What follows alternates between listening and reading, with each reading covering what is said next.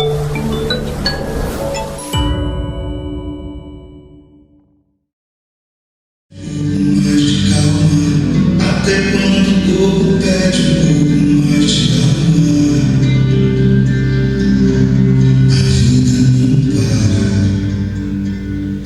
aí pessoal, tudo certo? Professor Álvaro de Geografia.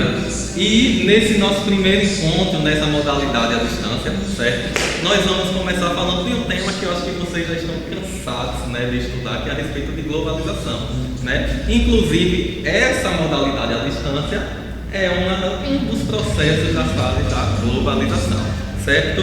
Então, para a gente começar a aula de hoje, a gente vai aqui, né, entender por que a globalização, né, ela tem que ser entendida como um processo complexo, né? Quando a gente fala de globalização, a gente está muito acostumado, muito habituado a pensar que só tem critérios de tecnologia, de transportes e tudo mais. Só que a gente tem que entender que a globalização é um processo complexo, é um pensamento complexo, porque imagina, como é que um fenômeno local, certo, pode interferir em uma escala global? Só para dar uma frisada aqui e ficar mais claro para vocês, imagine o seguinte: como é que, por exemplo, as queimadas da Amazônia, que aconteceu numa parte do Brasil, especificamente na região norte, dentro do estado do Amazonas, ela interfere, né, em todos os sistemas terras de uma cadeia global, tá? Então vamos pensar também em questões políticas, por exemplo, como, né, uma determinada ação política, como foi, por exemplo, a Guerra do Aço, né, que foi aí uma disputa cravada entre China e Estados Unidos, né, essas decisões afetam, né, toda a estrutura global. Então, assim, devemos ter esse pensamento, tá, da complexidade do processo da globalização, e temos que entender também que a globalização não é um processo recente. Tá, mas professor, o que é globalização? Então a gente entende aí a globalização como um processo, né, de integração mundial, né, de várias esferas que compõem o mundo. Não só em questões tecnológicas, que tem sim a sua função importante, né, mas critérios políticos, critérios econômicos, critérios culturais, critérios de estilos de vida, de consumo. Então a gente entende essa integração aí que é provocada pela globalização. E como é que a globalização ela começa a se estruturar no mundo? Vejam só, a globalização ela vai acontecer aí, tá, a partir do século XV, com o advento das grandes navegações. É importante frisar aqui, terceiro ano, o seguinte, que a globalização ela tende diretamente ao capitalismo. E as grandes navegações, não esqueçam, século XV, fato histórico e também geográfico. Por quê? Porque toda a questão espacial do mundo, essa configuração de mundo que a gente tem hoje, acontece a partir desse advento histórico. E o que é que a gente tem aí de marcante das grandes navegações para a globalização? Primeiro, o choque cultural, certo? Os povos europeus, quando foram desbravar, né, o mundo, vamos colocar assim até então, porque eles tinham a noção de mundo ali que era uma parte da África, que é o norte da África, e uma parte da Ásia, né? Eles queriam quebrar esse tabu. Não, será que tem mais alguma coisa? E aí começaram a desbravar os mares. Até que então chega na América, né, encontra as sociedades até então desajustadas e começa a impor, né, sobre esses povos nativos que aqui existiam, sua cultura, né, cultural, religiosa, política, econômica, e começa toda a questão de globalização, a primeira fase da globalização aí, com as grandes navegações. Então, um dos grandes marcos para a globalização nesse momento é a forma de divisão de trabalho que era feita, certo, entre os países. Neste caso, os europeus, vou pegar o exemplo de Brasil e Portugal, tá, com esses países recém-descobertos. Vamos lá. A gente tem aí a questão do pacto colonial. O que é essa divisão territorial do do Trabalho, ela vem nos dizer, veja só, a gente tem aqui as metrópoles, que nada mais vai ser do que os países colonizadores, e nós vamos ter as colônias, que eram os países recém-descobertos e colonizados. As metrópoles exploravam as colônias e as colônias enviavam matéria-prima para a metrópole, numa relação que para as colônias não existiam nesse momento um acúmulo de capital. É importante salientar isso, tá? Todos os países, né, que eram considerados metrópoles nesse momento que acumulavam a riqueza nesse período histórico aqui, certo?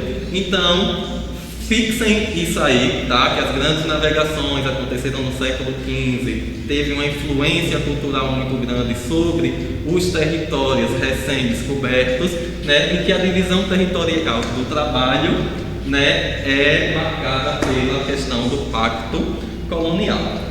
Outro momento importante para a evolução e estruturação do processo de globalização vai ser a questão do imperialismo, tá? A gente vai dar um salto histórico aí agora de mais ou menos 200 anos, tá? E aí o que é que a gente tem? Vejam, o imperialismo é marcado no século XIX, tá? Mas antes disso, a gente teve outros momentos históricos, e um deles é a questão da Revolução Industrial.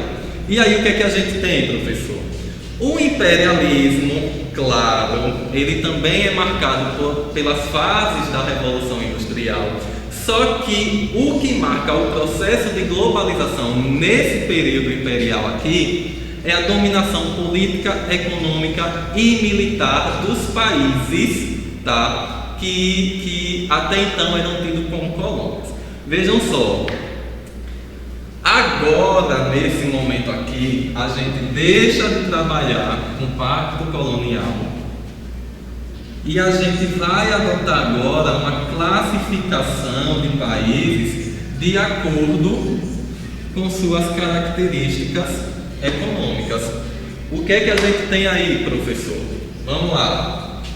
Antes que no período colonial, né, das grandes navegações, os países que eram considerados metrópoles, eles passam a ser regionalizados agora como países centrais. E agora, os países que eram colonizados, que se tornaram independentes, eles agora vão ser considerados países periféricos. Certo? Professor, e aí o que é que acontece nesse momento? Tá, não existe agora esse critério de exploração mais, porque os países colonizados, né, os países periféricos, já são independentes, porém, a gente tem a expansão industrial nesse processo aí, certo? E o que é que vai ser? Essa expansão industrial, a gente tem uma característica de neocolonialismo, que é a nova forma de colonização dos países que eram colônias. E qual a interferência da globalização nesse processo? Primeiro, a indústria sai de um país rico, central, vai para um país periférico em busca de quê? Mão de obra barata, matéria-prima, e essas indústrias conseguem, certo, flexibilizar as legislações trabalhistas, as legislações ambientais e começa a, como é que eu posso dizer aqui, digamos assim, impor medidas e leis para que seja implantada nesses países pobres as suas indústrias, certo? E o imperialismo é o que marca a segunda fase da globalização. E não podemos chegar aqui, certo, na bipolaridade do mundo, que foi um grande marco para a globalização, sem citar a questão da Segunda Guerra Mundial e o desenvolvimento do Fundo Monetário Internacional, certo? Esse fundo, certo, foi criado com o objetivo de garantir aos países reservas, certo, para que eles pudessem se reestruturar dentro de circunstâncias, digamos assim, de guerra, de epidemias e tudo mais. Então veja só, o Fundo Monetário Internacional foi criado, mas por conta dessa instabilidade capitalista, repetindo, a globalização atende necessariamente aos interesses capitalistas, certo? Surge um sistema econômico que vai se opor ao capitalismo e que vocês bem já sabem que vai ser datado como Guerra Fria, certo? Então veja só, no mapa aqui, pessoal, a gente tem a configuração dos países que adotaram, né, o sistema socialista e boa parte do mundo que era, digamos assim, conveniente com as características capitalistas. Então, dentro desse processo, na globalização, a gente tem o seguinte: esses dois sistemas econômicos eles não negociavam entre si, certo? Então começou uma corrida muito grande, mundialmente falando, para poder trazer para o seu sistema econômico o maior número de países possíveis para cada sistema econômico e assim poder desenvolver suas características sociais e econômicas, tá? Mas vejam só, além disso, a gente tem um grande salto dentro da Guerra Fria, certo? Nas questões dos avanços tecnológicos, tá? E a gente tem que entrar nesse cunho porque foi com a corrida espacial, tá, que foram desenvolvidos grandes objetos, certo? Grandes instrumentos que facilitam e tornam a nossa vida hoje muito mais cômoda. E a gente lista aqui, com o final da Guerra Fria, tá, com a derrubada do muro de Berlim, a gente tem aqui, né, instrumentos assim, que nem o desenvolvimento da internet, do GPS, do micro-ondas, mais o que? Cada vez mais, né, aparelhos tecnológicos, né, chips e tudo mais, que vai fazer com que a nossa vida se torne mais prática e ao mesmo tempo interligada, tá, com todas as partes do planeta. E a gente entra agora nos fatores atuantes da globalização. Bom, quando o socialismo acaba, boa parte dos países, todos os países do mundo vão entrar na esfera, né, capitalista, exceto Cuba, né, e ainda aqueles países do leste europeu que entraram no processo de transição, né, mas aí algumas empresas elas vão começar a atuar como uma forma de integrar cada vez mais os países do mundo. Como assim, professor? Lembra da relação aqui no Pacto Colonial? As empresas transnacionais, elas serão fundamentais nesse processo de globalização. Porque imagina uma empresa aí que nem o McDonald's, que está espalhada pelo mundo inteiro, tá? Ter que mandar relatórios bancários, fiscais e tudo mais para a sede da matriz, tá? E o sistema de comunicação de um continente para o outro, de um país para o outro, ser muito lento. Então, essas empresas, elas são fundamentais no desenvolvimento de ferramentas tecnológicas, certo? Para facilitar essa comunicação e tornar a globalização cada vez mais acelerada.